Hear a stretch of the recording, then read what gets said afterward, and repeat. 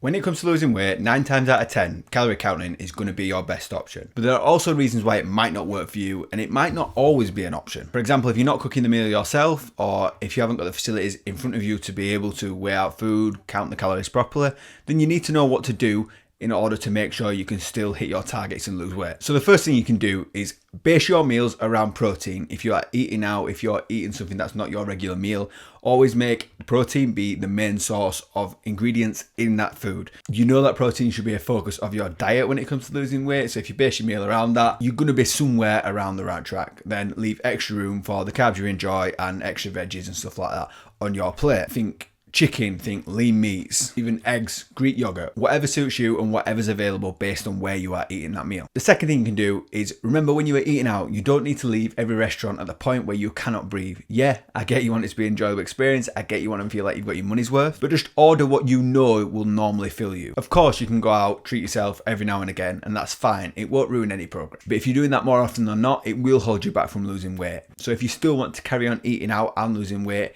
be mindful of the portion sizes that you should be eating, the ingredients in the meals that you might be ordering, and that way putting them two together means you can still hit your targets and work towards your goals. The third thing is liquid calories. Liquid calories are the downfall of a lot of diets. They're so easy to consume extra amount of calories, and sometimes we're not even aware how much calories we are drinking. A simple swap, what you heard before, is going from full sugar soft drinks down to zero sugar soft drinks, cutting out the calories.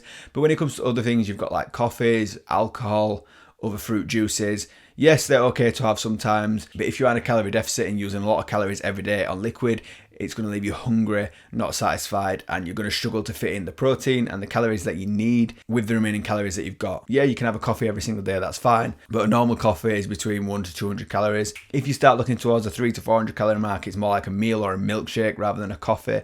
So just be mindful of how much of that you are consuming. Again, with alcohol, every now and again is fine, but if it becomes more regular, it's obviously going to impact the amount of progress you can make. The fourth thing is to have a regular meal plan and meal structure. When you eat randomly, you end up not working with your hunger cues, end up eating extra snacks. So instead, pick a meal routine that suits your lifestyle. You've probably been brought up with breakfast, lunch and dinner, but if you're not a morning person, then you don't necessarily have to eat breakfast. However, if you are skipping breakfast and it's leaving you extra hungry when it comes to lunchtime, and that leads you to over-consuming, then maybe breakfast is something you should start looking at including to make sure you're not adding that extra hunger. This is an experimental thing that you can do.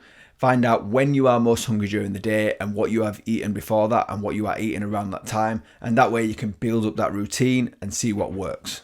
If you're in a calorie deficit, there are going to be times where you're hungry, but if you're leaving yourself starved, you're going to really struggle to stick to that because you just want to eat everything in sight. And when it comes to snacks, they're obviously fine to include, but have an idea in your head what snack you're going to have each day and when you're going to have it, so that way it's part of that routine as well. And the final tip is to create an environment that works for you. If you've got lots of snacks, lots of excess calories that you don't really need at close range, at easy access for you, you're probably going to eat them. If you're doing your supermarket shop and you're only buying items that you know you should be consuming at the time, when you do get hungry and when you do want to reach out for a snack, it becomes easier to make the better decision. Cannot 100% rely on willpower. If you have all the options in front of you, you will always struggle to make better choices all the time. But if you have the environment that takes that decision away from you, it's much easier not to fail. So just to summarize, prioritize protein, eat mindfully, cut down on liquid calories, follow a structured meal routine that works for you, and create an environment that actually helps and supports you eat better. Calories in and calories out is the king of weight loss, but you don't actually need to count calories for it to work for you. Hope this quick video helped. If you are someone who struggles with calorie counting, please like and subscribe to the channel if you're enjoying the content. And if you like this video, I know you'll like this video right here.